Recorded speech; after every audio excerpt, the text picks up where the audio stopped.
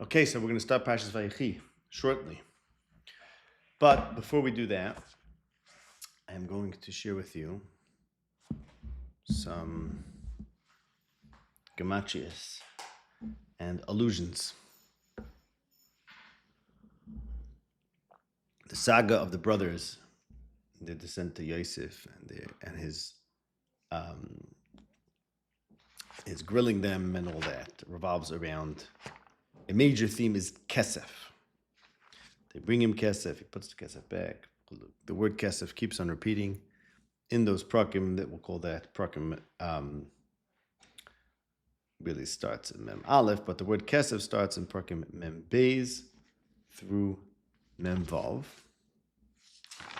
in that whole drama. And the word kesef, I've discovered, because someone pointed out to me, recurs 20 times. Why is that so significant? Because Yosef was sold for 20 kesef. So all the tribulations that they went through as a result of selling Yosef have this neat numerical parallelism. 20 kesef. Yeah, exactly as you would expect. And it's derech hamikra to do these kinds of things.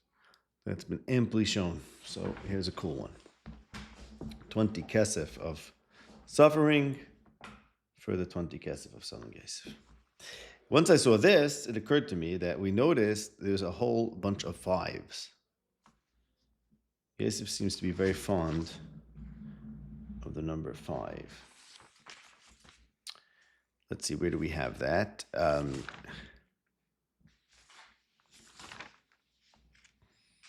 So I'm skipping one. Okay, the end of Parak Mem Gimel, where he gives Binyamin Chomesh Yodois more than the rest of them. And then in Parak Mem Hey, he tells them, Parak Mem Hey Pasuk Aleph, there's another Chomesh Shonim of hunger, so I have to take care of you. In the same Parak Mem Hey Pasuk Beis, he gives Binyamin Chomesh Chalifos Samolois. And in Parak Mem Zayin Pasuk Beis, he takes Chamisha Anoshim of his brothers and presents them to Parak. So there are 4 5s. There's also the Chomeshes. 2 Chomeshes. The Chomesh goes to Parai, and in Parshas Miketz, he said the Chimesh, so that's Mitzrayim, whatever that might mean. It might mean, I think, take a 5th. But there are 4 5s, there are 4 Chomesh, and that equals 20. Perhaps that's meant to equal 20. And the sense is that he keeps on giving them. They sold him for Esem Kesef, and they think it's an evil thing, and he says Hashem meant it for good. And there's that whole theme of turning evil into good, and they said he accused them when they discovered the Gevir with repaying evil for good. That's a major theme of good and evil, and can we know what's good and what's evil, and let's make sure not to pay good instead of evil instead of good. But Yosef said what they meant to do evil, he says is actually good, and they sold him and took Esem Kesef, and he throughout is giving them and giving them and giving them. He gives them Chamesh Yodas, Chamesh Chavilas Smolis. He supports them Chamesh Shonim, and he takes 5 of them and he presents them to Parai to get Parai to give them land and take them to Mikneh if he wants. Okay, so perhaps the 4 5s is supposed to equal this number 20, which was the price for selling Yosef. One more gematria. How many years from when Avram went into Knan at the age of 75? We'll start with that pasuk. 75 until Yaakov left. So Avram was 75. He was 100 when Yitzchak was born. Yitzchak was 60 when Yaakov was born. And Yaakov was 130 when he went to Mitzrayim. So 130 plus 60 plus 25 is 215. 215. Moshe b'nei Yisrael sheyashu b'Mitzrayim shloishim shana, and Abba me'ez shana shloishim shana. 2 times 215. Okay. So 2 times the amount of time they were in the land of Canaan they were in Eretz Yisrael. Forget about the problem if they weren't there for 430 years. We're saying the way the pasuk presents it, 430 years, and that number of 430 is double the amount of time, if you follow the chronology, that they were in Eretz Kенa'an. So perhaps this is alluded to in, or it corresponds to the fact that when Hashem told Avram he's going to give him Aretz Zos Levishta, Avram said, "B'mo'eda ki irashena." There's some doubting about the Yerusha, to which Hashem responded, "Yodoya teda ki ger yezarach b'atzalahem." And the Gemara in Nedarim says it's because Avram doubted that he was punished, or whatever you want to call it. Yodoya teda. So the b'mo'eda about the living in the land of Canaan, that is to say, the imperfect understanding and living up to the gift of Eretz Yisrael, resulted in a double galus from Eretz Yisrael, Yodoya teda, and therefore they were outside of Eretz Yisrael for double the time they were there. Which reminds you of the pasuk in Yeshaya, Loksam ki loksam yad Hashem kiflayim b'chol chatoseha. Nachemu nachemu ami ki loksam kiflayim. So this idea of like getting double payment, double punishment, which also happens to be, I mean, if you want to really go into this, it seems to be that when it comes to Eretz Yisrael, we lose Eretz Yisrael in the same amount that we had it. And that's a medrash in, I don't remember where, maybe in Eicha, where it says, the medrash says that the pasuk in Bechukoi says, Yan ubeyan Bechukoi say me'asu. Yan ubeyan says that it's equal for equal measure for measure. The amount of years they did Avodah Zarah, that amount of years they lose Eretz Yisrael. So that's maybe a question. Normally it seems to be that same amount, and by Avram it seems to be double. I think according to my calculations, right, if we say it's double, then Mashiach's coming in 2070.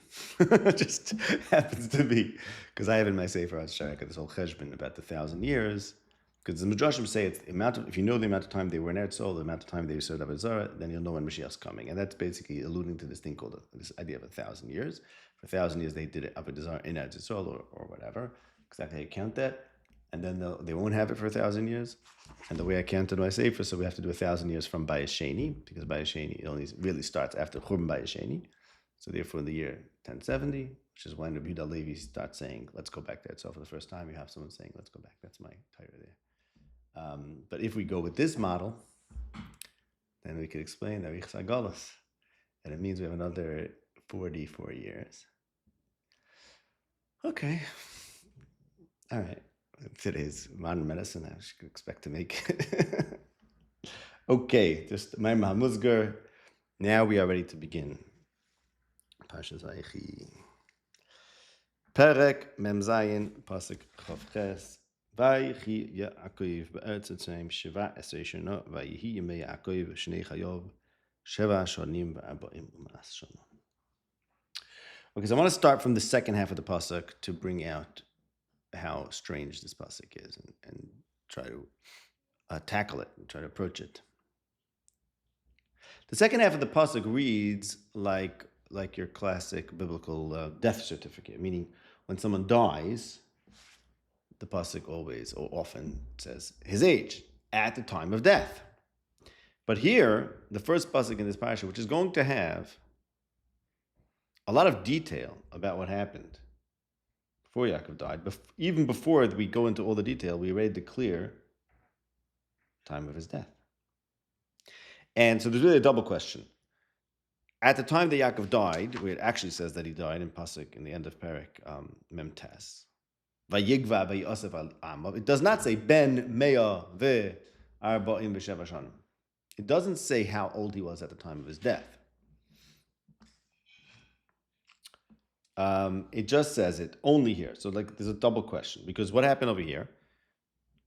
This pasuk that we're looking at now, the first pasuk in the parasha, and then the next pasuk vayikru me'isol lamos, and then in Perek Mem Ches achrei hadvar ma'ele he's chayla. So this is a long time before he's dead. Okay, so let's say it's within the year, but why are we declaring his age at death if we're now going to tell you a lot that happened before his death? So the question is twofold. First of all, why is it mentioned here, his age, if he's not dying yet, or he didn't die yet? And second of all, why don't we not mention it at his death. So let's say compare it to Yosef at the end of the parasha. If you compare it to the description of Yosef's death, there it actually is mentioned twice. So we have the end of the parasha in Perek Nun, Psukim Chav Beis through Chavav, which very much parallel the description of Yaakov's death. I'll show you in a minute. But there you see it says, it begins, Vayeshev Yosef b'Mitzrayim hu v'esav achi Yosef me'av eser shanim, Pasuk Chav Beis, and then it describes the end of his life and what it commanded, and then it ends in Pasuk Chav Vav, Vayomas Yosef ben me'av eser shanim. So it says his age at the time of death. It also announces his age when we started talking about his death, but then when he actually died, it gives a finality. He died at such and such an age. While in the case of Yaakov, it only says it in the beginning of the story and declares, here's how long he lived before even telling you that he died. And there's going to be a nice chunk of narrative that occurred before he died. Okay, so that's the question on this pasuk. But I just want to point at the parallels to Yosef. Looking at Psukim Chav Beis to Chavav at the end of the parasha, you'll notice, and this is important to understand what's happening here, that there's a great parallel to the beginning of the parasha with Yaakov. Viחי Ya'akov בארץ מצרים 17 shana, and so we have Vayeshev Yosef b'Mitzrayim, and he lived to 110.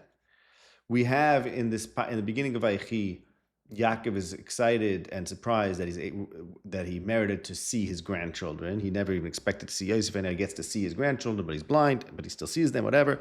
Similarly, Vayar Yosef le'Ephraim b'nei Shilashim. Yaakov saw Ephraim and Manasseh, and he took them for his, and Yosef saw the children of Ephraim and Manasseh. And then, of course, just like Yaakov was mitzaveh to take me up, so too Yosef was, and like Yaakov made Yosef swear, Yosef made his brothers swear, and then here's where it diverges, because here, as I said, here it mentions the age of Yosef at his death, and with Yaakov it doesn't mention it at his death, so it seems to be relying on this mention at the beginning of the parasha, which itself is strange. Why are we mentioning his age before he's dying? Because when it switches from Yaakov to Yisrael, it's Yaakov v'ino le'mes. Yeah. And it says Yaakov, and then it says he doesn't die. We just have to tell you what it is. Then we go to Yisrael. Very interesting. Very interesting.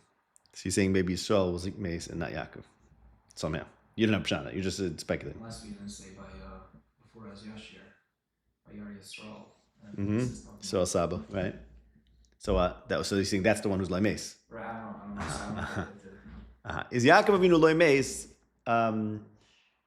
Is it connected specifically with Yaakov? That's the question you're raising. Okay, cool. If Yaakov Avinu Loy Mace is something unique about Yaakov, then right. Okay. I mean, the problem is, I don't know if it's a problem, but let's say Perek Mem Tes at the end, it says, Veichal Yaakov. Oh, so you're saying, right, you mean when we describe Yaakov's death, we don't give him an age because it keeps on adding, he becomes a year older next year. It's not final, because Yaakov Avinu Mace. Okay. It's Yimei versus yeah. It just says Shnas. Right. I don't know what those words mean. I can't figure that out. You have Yemei Yaakov Shnei Chayav, you have by Avram, it's a little different, and of course you have by Chayei Sarah, Shnei Chayei Sarah. I don't know what these words always mean.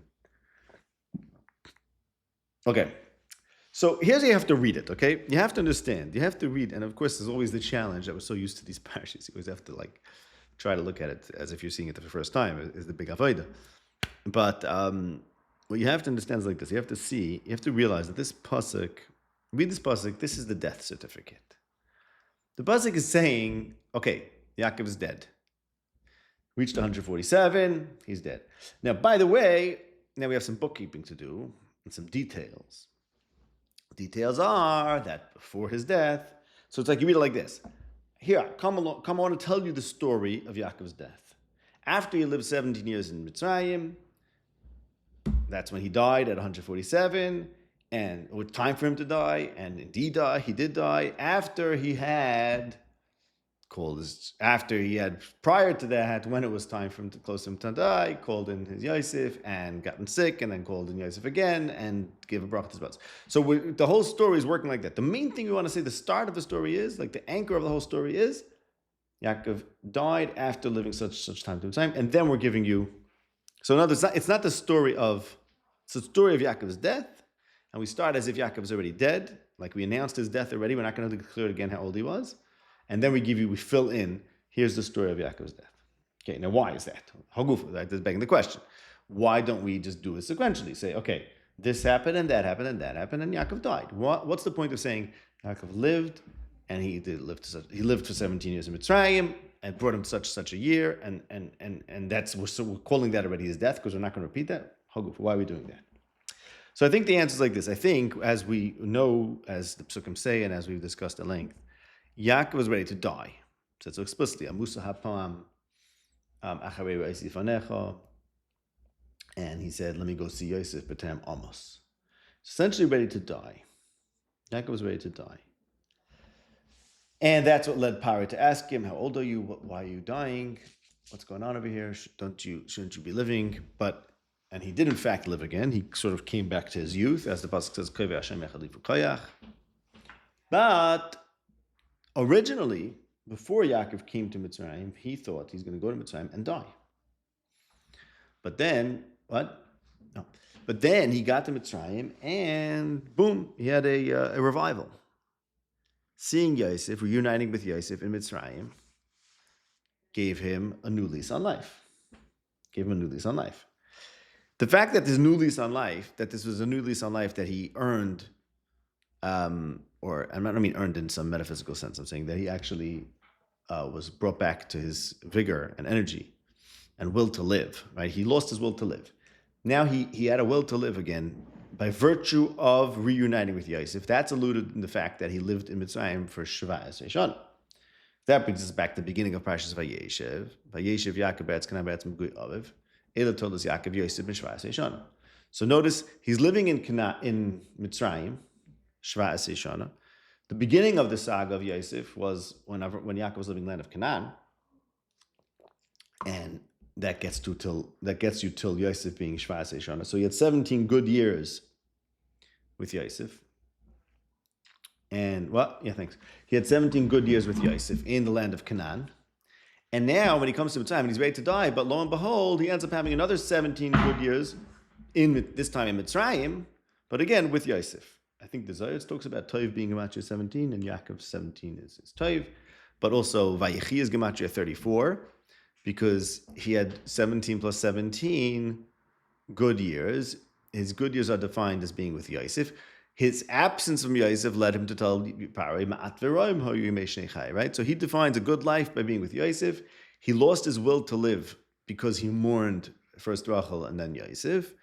And he thought that he's going to die, but in fact, his reunion with Yosef gave him a new lease on life. And gave him what kind of lease on life? The one that was equivalent to the time that he had with Yosef the first time. And notice also, and we'll see this is relevant to the Hemshech Psukim. Parshas, the parallel is he lived in the land of Canaan, and Yosef was Sheva Shana, and here he lives in Mitzrayim, Sheva Shana. There it says he lived in the land of Megurei Aviv. Here he's in Mitzrayim, which is decidedly not the land of Megurei Aviv, but it is the land where his son is, notably, because Yosef is the man in Mitzrayim. And Yaakov says, "Don't bury me in Mitzrayim, v'shachavti im avoisai." So there's the theme over here that Yaakov is sort of in between his fathers, with the whole saga of Yosef and started in the land of Canaan, the land of Megurei Aviv. But then the whole saga of Yosef transferred him and his family to Mitzrayim.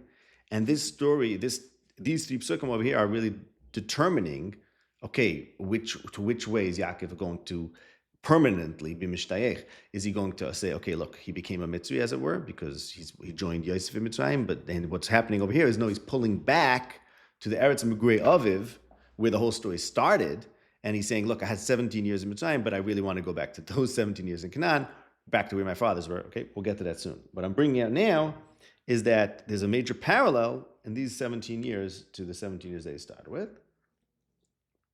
Okay. Let's keep that in mind.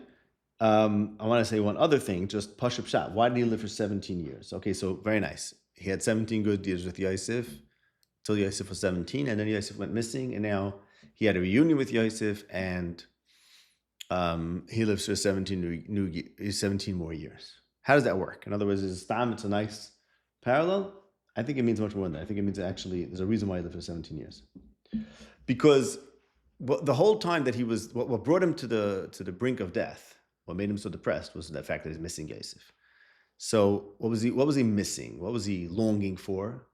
All these years, he was longing for those 17 good years that he had with Yosef. So you can imagine all the time he was, Batsim gave up on life. The only one thing he had was the memory of I had a good 17 years. Okay, now he's finally reunited with his son. So he was like, I'm ready to die, I'm done. But the fact is the reunion ended up giving him a new vigor, a new excitement for life. And what it gave him was that those 17 years that he hadn't stopped thinking about, the 17 good years that he hadn't stopped thinking about for the last 22 years, that was the only good thing, was that he could think about the past, his nostalgia. He was like, now he was given a chance to relive that. So his 17 years that had been on his mind, that he was missed so much and he had longed for, now became something that he could live. And I'm thinking in a very psychological, physiological, or psychosomatic kind of way. Like he now had an excitement for 17 years of life. Okay, this is all relevant for Taich the Pasuk, but this idea. Because Be'etzem he was so wiped out from his suffering that he thought, I'm going to see Yosef and I'm done. We're going to have this release, right? I don't really have a will to live anymore. My major problem was that Yosef is dead, Yosef is alive, and now I could just quiet. Now that was a whole shift. Lamaisa, he came back to life and he's like, you know what? I'm with Yosef. I have a reason to live again. Let's party. Because he's with Yosef. In other words, the being with Yosef, which was that very thing that he imagined and I was thinking back on. Originally, he was looking back in the past. So he was like, oh, those 17 years, and don't you looking at the baby pictures, and here's his bar mitzvah, and 17 years of being with Yosef. Now he had the fact that he now had an opportunity to do that again is what gave him the will to live, despite the fact that he had originally given up on life. Because it's those 17 years. No, I'm saying a psychological thing. Right. 17 abruptly stopped here. He could have just kept going. He's like, of course, but I'm saying is that there's a psychology where someone who is like, he has what to live for, right? Be'etzem, he thinks I'm done living. And then he's like, you know what? This inspired me to live again. By the way, right, we have Ya'akov Aviyam, I mentioned, right? He comes back to life when he hears the news of Yosef. Okay. That means on the one hand, he's done. He's done. He went, he saw everything, he's done, he had it, he's checked out. His one last worry was that Yosef is dead, Yosef is alive, he's done. Okay. That's on the one hand. On the other hand, the very fact that he's now experiencing that the one source of his happiness made him, brought him back to health and to his youth. Okay, now question. Given a person in that state, how much will his excitement or his opportunity to now be with his son and to have the happiness that he missed, how much will that keep him alive? So obviously it depends on a lot of factors, but a basic kind of metric might be that whatever he missed, whatever he was longing for those 17 years, he's now going to take that opportunity to have it. So it's like these 17 years are just like, in essence, replacing. Yeah. But it's redoing. It's not replacing, because it's redoing it. Let's say you have like this. Okay, I'll give you a mashal. You had a wonderful time with someone at a Pesach Seder. Okay, you had this very special Pesach Seder with someone, and for 20 years you're like, oh, I wish I could have it again. You never think you can have it again. And then this guy, not you, okay? So for the last, so you have this. What? So let's say you have a father. Okay, he had a troubled relationship with his son. Okay, I'll give you an example. You have a father. He has a difficult relationship with his son, but he had, right before his son started having problems, whatever, he had a very wonderful Pesach Seder with him. And then his son gets problems, they get estranged from each other, they don't talk to each other, and his father's always thinking, well, and his father gets depressed, and he becomes an old man because he didn't succeed with his son. But the only thing, he never stops talking about that one beautiful Seder, it was so special. And I wish we could have more of those, but we're never going to have that again. And then, now he's half dead, and Pitom, his son now gets together with him. He's like, Dad, I want to get back together. I want to come to you for Pesach. Okay. Meanwhile, the father is like, he has a heart condition, and he's like dying, and everyone expects him not to do well. But all of a sudden, Pesach's in 7 months now, and all of a sudden he starts doing better, and he's just doing great, and he has this beautiful Pesach, and then like a few. A week after Pesach, he's like, boom, he has a heart attack. I was like, what happened? He was doing so well. The answer is the body is a very, very interesting thing, okay? And it happens to be, I think it's, we know this, that people live, right? When was it? Very few deaths before the New Year's of 2000. It was like a real huge dip in deaths. Because I was like, I'm not dying, I'm going to wait for Just didn't want to sign off on it. They were busy. No, okay. It's not a theory. But whatever, when there's a momentous, when there's something that people have what to live for, then they live. That's it. You see like spikes in a marathon, like the spikes like right before Yeah. the hour mark. It's like Oh, very good. Right. Right, exactly. So when there's milestones that are special, that gives people a special will. So now it's much more intuitive in my example because it was a very concrete, specific event. You want to have a Pesach. I'm saying you could do the same thing. What if he had 3 Pesach, 3 good Pesach? Okay, he'll live for 3 years. He had 17 good years, and that's what brings him back to life. Now, why is that interesting? Because, meaning, I say it's not interesting, but also in the case of Yaakov, we analyzed the psukim in Tehillim Perek Lamed Gimel and in Tehillim Perek Kof Mem Zayin. And in Tehillim Lamed Gimel talks about Ein Hashem al Yireov Lamayachal Lechastoi. It's not the horse, it's not the might of the king. Kitzur, it's not Mitzrayim's trappings of power. You know what helps you when there's a hunger? Hoping for Hashem's chesed. And the Mizmor ends, Yihi chastecha Hashem aleinu kashi yichanu loch. And we spoke about that Mizmor as being parallel to these parshas. We don't have to go into it again. It's the Dvar Hashem that sustains when there's a hunger. And that's what the whole story over here is about, the Davar, etc., etc., etc. Same thing in Mizmor Kof Mem Zayin. Magid Dvar of Yaakov, Chukuf Hashpat Yisrael, Lo b'gvur asosiyach, but lo b'shoik yeshiyotzer. Rather, what? Roitz Hashem esireyav esamiyachalim lechastoi.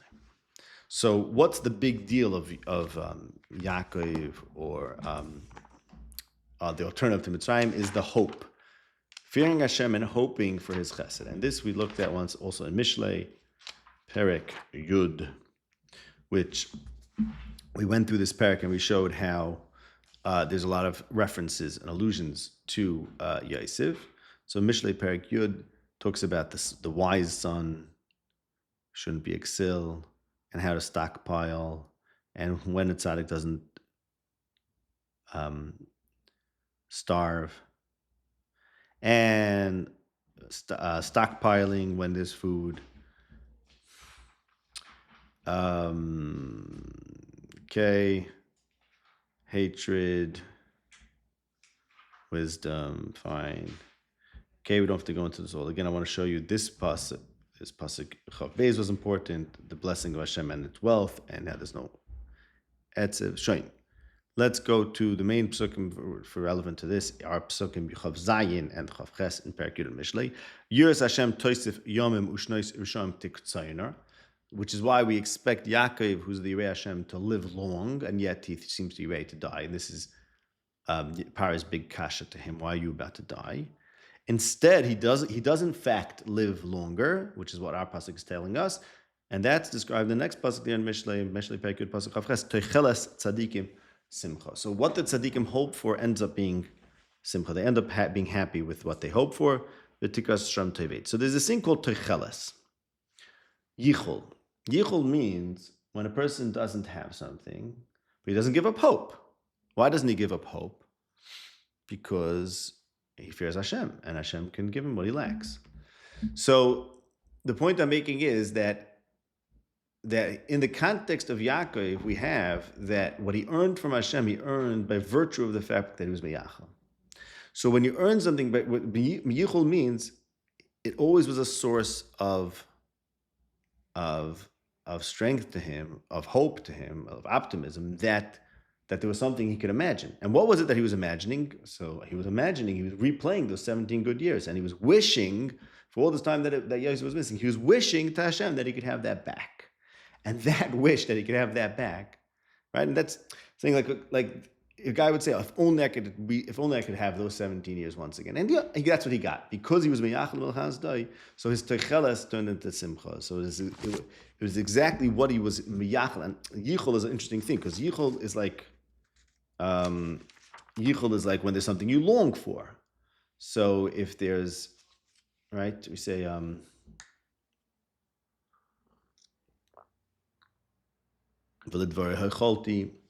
it's like yearning for something and hoping for something, wishing for something. It's not desire. So therefore, I think in this context, Yaakov's hope was, it's like an if only I can get back to that beautiful time I had with Yaakov, with Yosef, 17 years, and lo and behold, he got that. So how does this all answer the question? Because now we understand like this. This is, you have to read the pasuk. The reason why the pasuk doesn't say the age of Yaakov when he died is because Yaakov's already dead for all intents and purposes. Meaning, he says he's going to die, so he's dead. Says the pasuk, no. Actually, Vaychi Yaakov be'etzatayim shvasei shanas. Now we go back to the Reish of the pasuk. Although Yaakov was ready to die, something changed, and his being together with Yosef in the land of Mitzrayim ended up giving him a replay of his first 17 years that he had with Yosef, and therefore he ended up making it till 147. So the reason why the pasuk is declaring his death is because Yaakov's already declared his death. He already announced that he's going to shortly die. What the pasuk is saying is that it actually didn't happen immediately because there was an interlude, a brief interlude of Vaychi Yaakov be'etzatayim shvasei shana. Now let's get back to scheduled programming, which is, isn't he about to die? Yes and no. As soon as we get over the Vaychi Yaakov, back to his death. So that's why I think it's announcing his death here, because it's just wrapping up. It's like just bookkeeping. He said he's ready to die. Okay, he's going to die, but something very major happened in between, and that's described as Vaychi Yaakov be'etzatayim shvasei shana. Okay, so that's how I think we have to read this pasuk. We're still dealing with the subject of Yaakov's death, originally announced by himself as being imminent, questioned by Parai, and now here being just pushed off for 17 years. Tying back into the whole cable is that the Yaakov was 108 when Yosef first. And what missing? It's Matri of Chatzi. I need another 17 after. So he was 108. Turns out he only had Chatzi. Interesting. Interesting.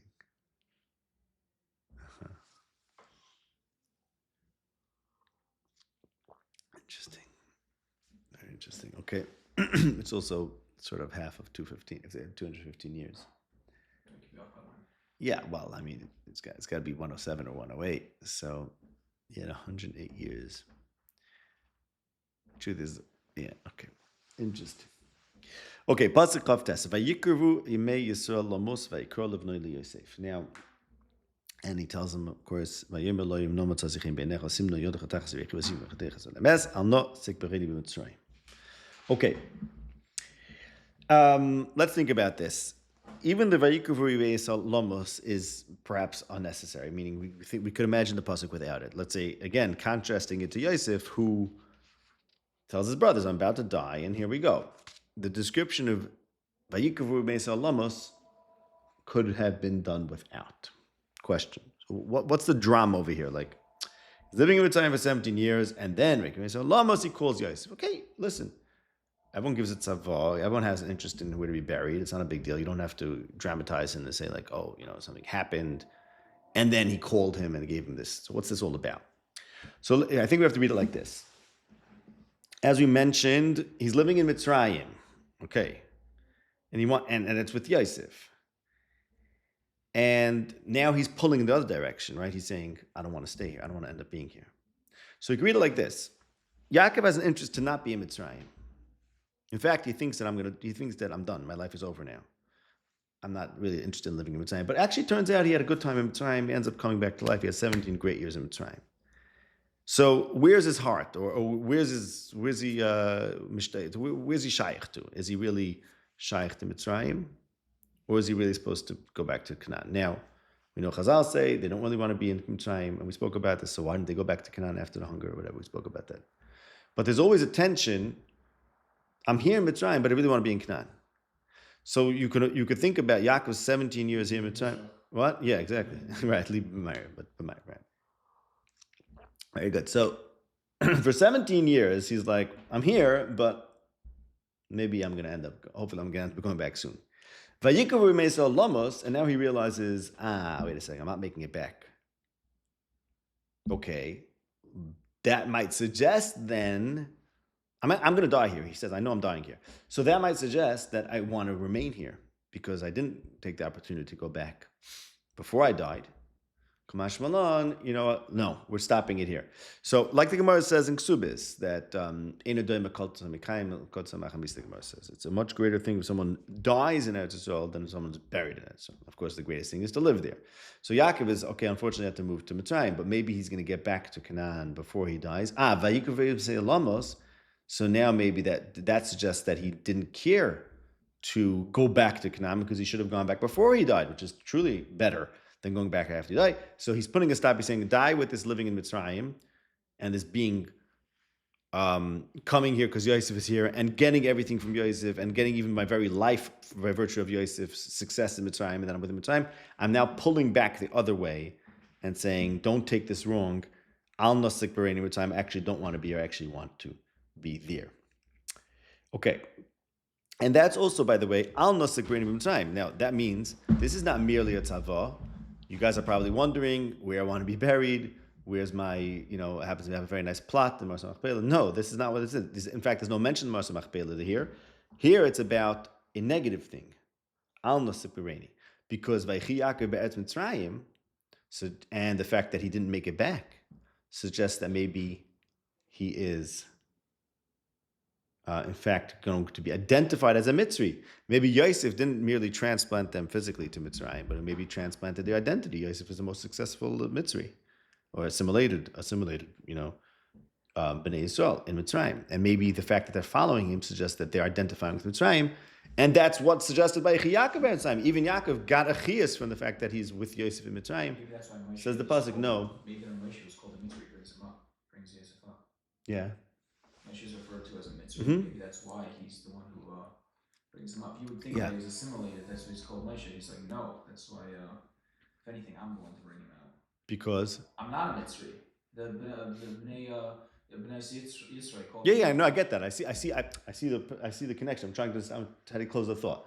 You're saying that because he was called a Mitzri. I'm trying to say that Yaakov was worried about being. Maybe they think I'm a Mitzri, right? Right. So Yosef, we would see you just as the ultimate Mitzri, right? The top Mitzri guy, right?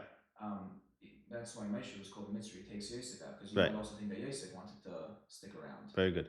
So you think it's the one. Moshe also has this issue of showing that we're not identified with Mitzrayim, like Yosef. There's something there. Yeah, no something. That's what I'm trying to figure out. What do you mean? Did Moshe need to show it? Right. Okay. No, that is there. There is. I think you're right. There's something there, and there's something to think about. I'm going to show you what the theory is of Yaakov going out, and then eventually Yosef going out, and then we have to figure out where Moshe might fit into that. Okay, what's the theory now? In other words, we explained why Yaakov now has to speak up, and like this is the time to speak up. You basically have become a Mitzri. You didn't even go back to Canaan. You've been doing very well here for 17 years. You're dying here. Does that mean you're a Mitzri? He says, no, Al Nasik Barani. Okay, now, let's notice the pasuk. He calls Livnoi, his son. So first I just want to point out, Yosef is called his son. And then he's also going to call his sons, and that's the beginning of Perek Mem Tes, Vayikra Yaakov El Banov. So Banov, plural, of course, means all of them. Who is Benoi singular? That's Yosef. He's like his main son. Okay. We have a similar thing in the brachas, in Perek Mem Tes. About Yosef, it says, Bein Peiros Yosef, Bein Peiros Ale'ayin. In the context of Yosef, he's called a Bein. The only other one that gets that distinction is Yehuda, where he says, Miteref Beni Alisa. Which I think, by the way, according to some, it's Miteref Beni. And that's referring to Yosef, right? If it's Miteref Beni Alisa, so it means you, Yehuda, stood up from the Teref. But those who touch Miteref Beni, which is not like the Tamim, then again, Yosef is called Beni. And the other ones are just called Banav generically. Okay. Akobanim, he calls his son and he says, I'm not a Mitzri. Don't treat me like a Mitzri. Why? Al Nasik Barani Mitzrayim. Why? What's the theory? So he says, V'shachavti im avoisai, u'nesasani mi mikvatzayim, ukratani b'kvurasam. He doesn't say, so how do these two things go together? Is it don't bury me in Mitzrayim, or is it bury me with my fathers? The answer is, he called his son. His son is a good, nice Mitzri. where does Yaakov stand here? Is Yaakov now also a Mitzri agav Yosef? Because Vaychi Yaakov Be'etz Mitzrayim Shvas Yeshana. Yosef is the only thing that he thinks about. So maybe Yaakov should be Nigrar after his son. Says Yaakov, no. When I die, I'm not dying with my sons. I'm going back to, and by the way, very significant, because he thought, Ki Erid al Bani Avel Sha'ila. He thought he's going to go down to the grave to his son, because he thought Yosef was dead. Now that Yosef is alive, when he dies, he's going, it's Gederach Kol Haaretz, V'shachavtim Mavoisai. You're supposed to die, go back to your father's. You're not supposed to go to your son to the grave. So Baruch Hashem. And since he's going back to his father's and not to his son is alive and doing well in Mitzrayim, and he calls his son and he says, very nice, you're my son, and very nice, you gave me a new lease on life, but now that it's coming to an end, the direction is not to you, the direction is back to my father's, and therefore I am not a Mitzri. So that's, I think, why there's a dagesh over here to Benai. And furthermore, the reason why we have that, as we mentioned, there's a parallel that the same way Yaakov did it in the beginning of the parasha, Yosef does at the end of the parasha, because lesson learned. Because since Yaakov told Yosef, when we die, we go back to our fathers. So very nice, this little shtick you have here in Mitzrayim is really great, but we go back to our fathers. So if that's the lesson, then when Yosef knows that when he dies, he goes back to his fathers as well. So that's what I'm saying. Now we have to think about where does Moshe fit into this, if any way. Okay. And also, by the way, then he, in the next parak Memches, he takes the children of Yosef and he says, they're my children.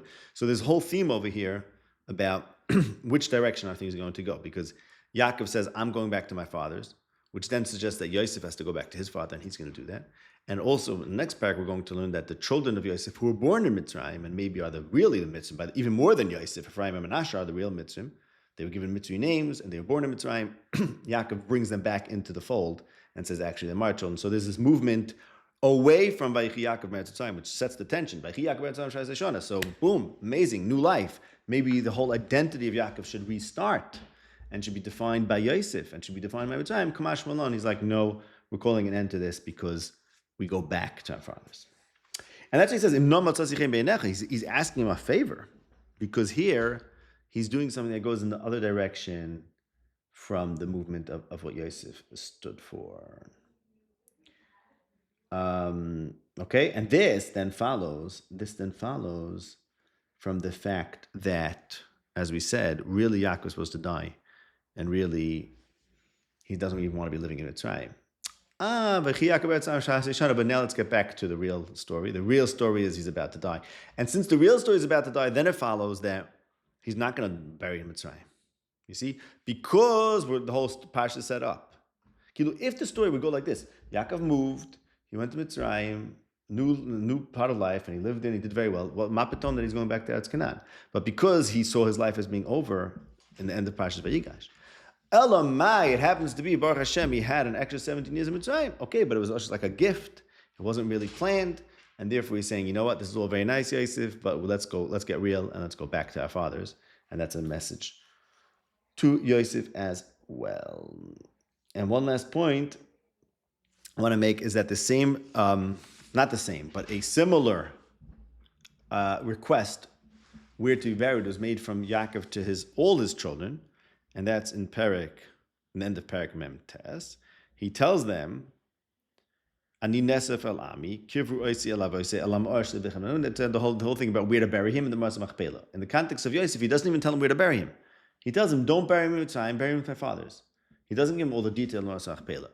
So there's two questions here. First of all, he commands Yosef, and then again he commands the brothers. And second of all, he commands Yosef in one way and telling him don't bury him with time, and he commands the brothers and tells them where to bury him. The answer is there's really two different things. This story is not so much about, okay, you're dying, where do you want to be buried? That's what comes up later. And it's a detail taking Moshe. This is about, listen, I've been here for the last 17 years. I love you very much. You're my son. And the reason why I'm here is because of you. And the only reason I'm alive is because of you. And I have such a connection to you. You're my special son. But nonetheless, I'm not supreme with time. So this is creating a separation between the identity of Yaakov with Mitzrayim that's suggested by Yevei Yaakov. Where to bury him, exactly where to bury him, I'll tell all his sons where to bury him. Those are the two parashas. Okay, leave it at that. Using controlled exports.